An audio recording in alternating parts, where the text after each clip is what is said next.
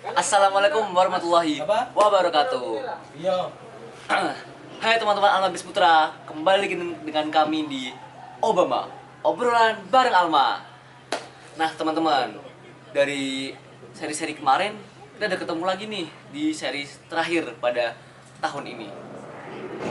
Pada penutup Obama untuk tahun ini, saya membawakan narasumber yang beda lagi nih, yaitu seorang pembimbing dari MA Alim Asum sendiri. Mungkin tanpa lama-lama, monggo Mas, bisa silahkan perkenalan diri. Oke, bismillah, terima kasih Mas Bintang ya, Ya. memberikan saya kesempatan untuk masuk di Obama ini. Nama lengkap saya Muhammad Najmuddin ya, saya lahir di Cirebon. Riwayat pendidikan saya dulu MTS-nya negeri, kemudian mondok di Madrasah Al-Hikamus Salafiyah sampai tingkat 6.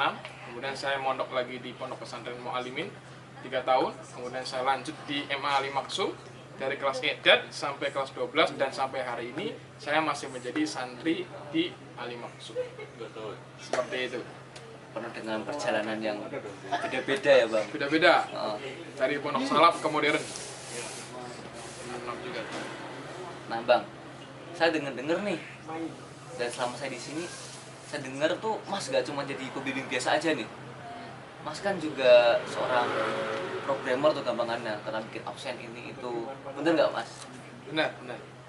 Kenapa sih Mas bisa tertarik ke hal itu Mas? Padahal kan Mas seorang pembimbing di sini. Apalagi di sini kan waktu masih jadi santri nih, nggak boleh megang nama teknologi kayak HP atau komputer gitu di sini. Ya. Ya bikin Mas bisa tiba-tiba tertarik gitu, gimana tuh Mas? Ya, jadi terkait dengan teknologi. Kenapa saya tertarik dengan teknologi? Teknologi itu seperti pisau bermata dua. Dia bisa menyelamatkan dan bisa membahayakan. Tergantung siapa pemain dari pisau tersebut. Ya. Saya melihat dari teknologi ini akan membawakan maslahat yang lebih besar ketika dipelajari dengan serius, terutama dalam bidang programmer tadi. Nah, ketika saya membuat sebuah sistem itu adalah input, proses, dan output. Sistem yang bagus ini bisa diterapkan untuk efisiensi dalam kegiatan pengajian di asrama. Nah, dari situ muncullah ide untuk membuat sistem yang bagus, yang mampu bekerja, meringkas waktu, menghemat ruang dan biaya, supaya kita lebih efisien dalam mengelola kegiatan di asrama ini. Jadi itu dari Mas belajar teknologi itu bisa menguntungkan Mas ya? Iya. Dan di situ juga bisa mempertemukan antara ilmu pesantrenan Mas sama ilmu teknologi gitu Mas. Betul. Menarik ya Mas. Betul. Jadi nggak cuma asal make, cuma buat game atau apa gitu ya Mas. Betul. Teknologi itu luas. Jangan bilang teknologi itu hanya programmer. YouTube itu sebuah teknologi. HP itu sebuah teknologi. Motor itu teknologi. Dulu orang berangkat kuliah ke UIN naik sepeda. Sekarang naik sepeda motor. Itu juga sebuah teknologi transportasi. Jadi kalau kita membahas sebuah teknologi itu cakupannya sangat luas sekali. Apalagi sekarang udah ada AI. Iya, makin luas banget ya Bang. Makin luas banget. Ngomong-ngomong nih Bang soal AI dan teknologi nih. Apalagi jam sekarang yang makin cepet tuh perkembangan dua hal tadi. Nah, menurut Abang tuh kayak keunggulan manusia yang harus selalu dipegang, atau keunggulan manusia lah yang gak bisa digantikan oleh AI atau teknologi itu apa tuh Bang? Jadi gini, manusia itu punya yang namanya sifat santun, punya sifat kemanusiaan sendiri, humanity, dan yang itu tidak bisa dimiliki oleh AI. AI itu sebenarnya ya, kita tahu lah, sekarang ada antropik ya. Antropik itu memusnahkan ratusan juta buku. Ya. Seperti yang dikatakan oleh sabda Nabi bahwasanya ilmu itu akan hilang ketika hari akhir. Betul. Buku-bukunya dimusnahkan. Nah, akhirnya apa? Kita kehilangan yang namanya orisinilitas di situ. Tidak otentik lagi. Ya. Jadi keunggulan yang ada pada diri manusia adalah otentik itu sendiri, orisinilitas itu sendiri. Ilmu yang masih asli, ilmu yang belum ada di server atau belum ada di database, yang masih asli, benar-benar tersanad, riwayatnya sambung. Nah, itu keunggulannya. Jadi kalau kita hanya sekedar tanya kepada AI, tanya ya kalau AI yang chatbot ya, AI itu masih luas juga. AI yang chatbot seperti Gemini, GPT, ya, Claude dan sebagainya, itu sekedar bertanya tentang informasi tanpa jelas adanya sanad atau runtutan keilmuan. Di situ keunggulan manusia. Kita tahu ada yang namanya guru bersambung sanadnya sampai ke pencipta ilmu itu sendiri. Itu nggak bisa AI digantikan oleh AI itu nggak bisa. Selain itu ya mungkin masih bisa ada beberapa yang digantikan oleh AI. Jadi benar-benar ilmu yang paling pasti itu nggak nggak selalu bisa didapetin di AI gitu ya, Iya. Bang.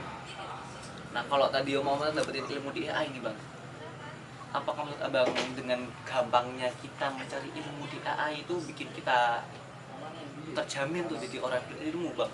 Oh, tergantung Gimana? orangnya. Gimana? Saya punya AI ya yang knowledge base-nya itu saya isi sendiri.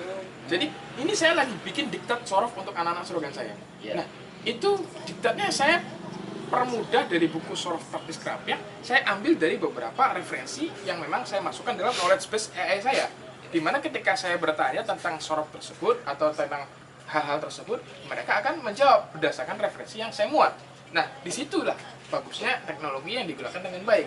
Tapi mental orang Indonesia itu belum sampai situ. Dimana mental orang Indonesia masih menganggap AI itu sebagai alat bantu. Iya. Alat bantu yang bersifat mutlak. Akhirnya terjadilah plagiat. Muncullah AI lagi yang namanya Turnitin. Turnitin mampu mendeteksi bahwasanya ini plagiat atau tidak. Jadi luas cakupannya. Kita kalau bahas ini mungkin akan panjang banget. Mungkin kalau kalian pengen belajar lagi tentang kayak gini, bisa ke Bang Udin aja nih. Bisa calling-calling ya, Bang. Boleh. Nomornya di bawah ini. Oke, Bang. Tadi kan kita udah banyak bahas lah lumayan tentang teknologi sama AI perubahan zaman sekarang. Sekarang tentang pesantrenan aja nih, Bang. Abang kan seorang pembimbing nih. Megang perwalian nggak, Bang? Gang, Kelas berapa itu, Bang? kelas 11. 11. Ya. Kelas 11. Abang kan megang perwalian. Abangnya juga anak-anak kelas 11.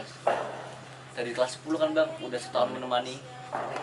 Menurut Abang nih, hal apa itu yang menurut Abang bisa bikin seorang santri gampangannya tuh gagal untuk berkembang? Apa karena mereka kekurangannya kemampuan, atau karena mereka kurang mengenalnya diri, atau mereka kurang apa, Bang, menurut Abang itu? Baik. Ada syair. Ilmu itu seperti asail, seperti air yang mengalir. Iya. Ya. Dia itu adalah harbulil makanil ali. Dia itu musuh bagi tempat yang tinggi. Seperti halnya orang yang ingin mencari ilmu, dia musuh bagi orang-orang yang tinggi, merasa tinggi. Saya melihat fenomena hari ini dari POV saya sebagai pembimbing. Anak-anak ya itu tidak begitu paham tentang hal-hal yang seperti itu. Bayangkan dalam kitab Tazkiratus Samik dijelaskan bahwasanya hilangnya keberkahan ilmu adalah ketika guru menjemput bola kepada santrinya. Gimana tuh, Bang, maksud lebih jelasnya? Iya, guru menunggu di aula. Ya. Itu jelas akan menghilangkan keberkahan ilmu. Karena apa? Karena anak bukan datang untuk ilmu, anak datang untuk guru. Andai kan anak itu, kan Pak Zaki sering bilang, aku teko ora teko, sepenting mangkat lillahi ta'ala. Kenapa? Karena niatnya datang untuk ilmu, bukan untuk guru. Akan menyepelekan ketika, wis teko urung nih, sing wis teko guru nih apa ilmu nih? Ketika menyepelekan ilmu, maka jangan berharap Anda mendapatkan keberkahan ilmu. Offset. Keberkahan ilmu itu apa? Dalam kitab Ta'lim jelaskan, dia mampu memberikan manfaat kepada diri. Ilmu itu apa sih ilmu? Ilmu itu adalah informasi. Ketika Anda dalam stasiun Tugu, di stasiun Tugu, itu ada toilet laki-laki, ada toilet perempuan. Terus Anda amalkan, Anda masuk karena Anda laki-laki, masuk ke toilet laki-laki. Itu namanya ilmu, sebuah informasi. Sama, ketika Anda menerima informasi, menerima sebuah ilmu, nah itulah yang dimaksud berkah adalah Anda mampu memanfaatkannya. Anda mampu untuk mengamalkannya, bahkan puncaknya adalah Anda mampu untuk menyebarkannya. Karena Rasulullah pernah berdoa, kita berdoa untuk berlindung dari ilmu yang layan fak, yang tidak bermanfaat. Jelas di situ ada faktor menyepelekan guru. Ditambah lagi intervensi dari orang tua. Mungkin karena bukan background dari pondok atau sudah menghilangnya sakral tentang penghormatan kepada guru dan sebagainya. Luntur juga semua keberkahan ilmu. Dan saya melihat Di antara semua santri-santri yang berhasil, di antara obrolan-obrolan saya sehari-hari, itu rata-rata yang orang tuanya selalu memasrahkan kepada kiainya, tidak seuzon kepada pembimbingnya, dan juga berlaku adil kepada anaknya. Seperti itu. Saya takut offset kalau ngomong. Oke, Saya baik. nggak ada filter kalau ngomong soalnya. Enggak. Nah, tadi kan tentang kegagalan santri. Kalau sekarang nih, menurut abang tuh hasil suksesnya santri, seorang siswa itu dilihat dari apa yang bang? Apakah karena seorang santri tidak memiliki ilmu yang luas, dari sebatas luas saja pengetahuannya, Ya, atau seberapa bergunanya ilmu itu bagi orang lain, bang? ya. Suksesnya seorang santri Ya. secara mendasar Ya. adalah dia mampu mengagumi gurunya sendiri. Ketika ada santri yang mengagumi gurunya sendiri, berarti dia mampu membedakan mana orang yang berilmu, mana yang tidak berilmu.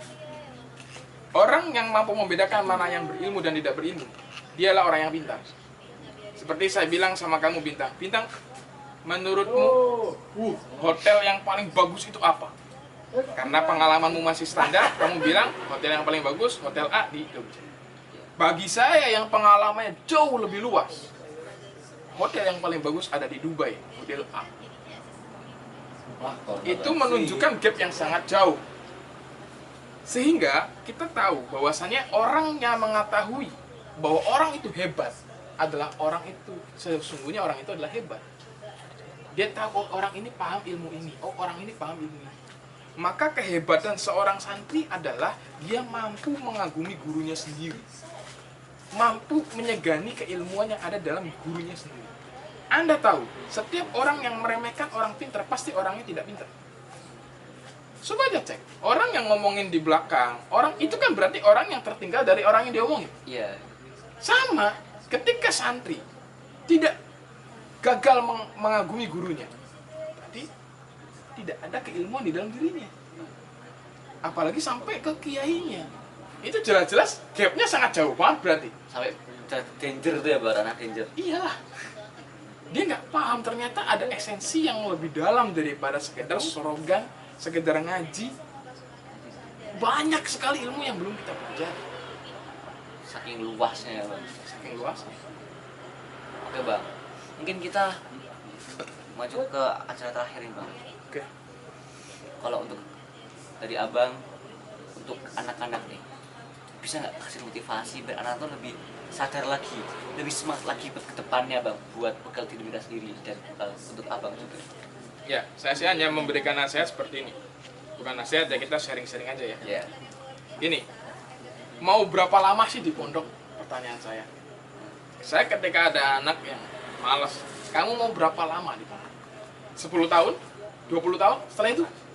Di rumah selamanya. Pertanyaannya adalah orang yang tanpa bekal, kemudian terjun ke masyarakat, menghadapi kejamnya kehidupan, apakah siap? Apakah mampu? Berapa lama sih kamu di pondok? Kok malas-malasan tuh kamu mau berapa lama? Aneh kalau ada orang yang tahu waktunya terbatas, di pondok waktunya cuma sebentar, tapi dia berleha-leha, dia tidak memanfaatkan waktu, tidak memanfaatkan fasilitas, tidak memanfaatkan momentum. Aneh kalau ada orang yang tahu, semisal kamu diberikan waktu di sebuah tempat hanya 10 menit untuk mengambil semua manfaatnya, tidak mungkin kamu akan berleha-leha di dalamnya. Maka pertanyaan saya, berapa lama kamu di pondok sampai kamu mau berleha-leha seperti ini? Kamu mau santai-santai itu mau berapa lama sih di pondok? Seperti itu sih Mas. Saya cukup. Mungkin bagi kalian nih, para penonton, kalian bisa lah mengambil inti-inti atau pesan-pesan disampaikan oleh Bang Udin dari acara ini. Mungkin cukup sekian dan terima kasih. Makasih buat para penonton dan juga dari Bang Udin. Mungkin cukup sekian dari kami. Mohon maaf bila kesalahan. Wassalamualaikum warahmatullahi wabarakatuh. See you next time.